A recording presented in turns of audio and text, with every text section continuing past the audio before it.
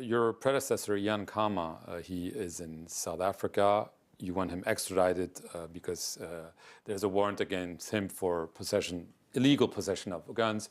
He says, I'm not going to come back because my life is at risk, especially I'm afraid that I'll be poisoned. What is your answer to that? It's shocking. First, let me make a correction. He's not in South Africa because I think they had him out.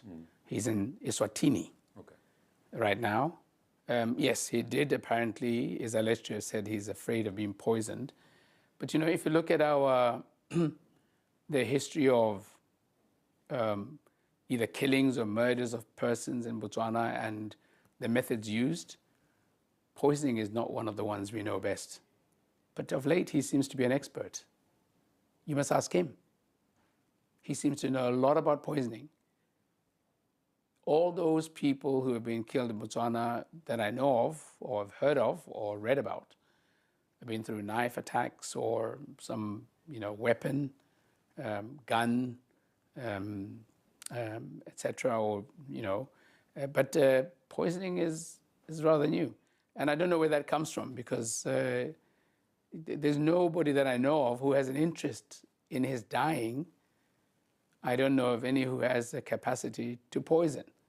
But he's talking a lot about poison with graphic detail. I suspect he's the expert. And if anybody were to die in Botswana, first person just to ask would be him. He has nothing to fear. Nothing. We just renewed his diplomatic passport a few weeks ago. All his entitlements, the man gets. And for consistency's sake, look at the arguments he's been using for explaining himself. There's been a litany of inconsistencies. From the reason of him leaving, inconsistency after inconsistency.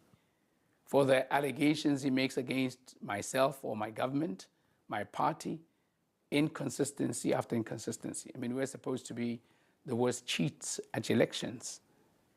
There's no change in the way elections are held since the time when he was president. Even right now, we're going to elections on the basis of the laws that are very transparently available to everybody.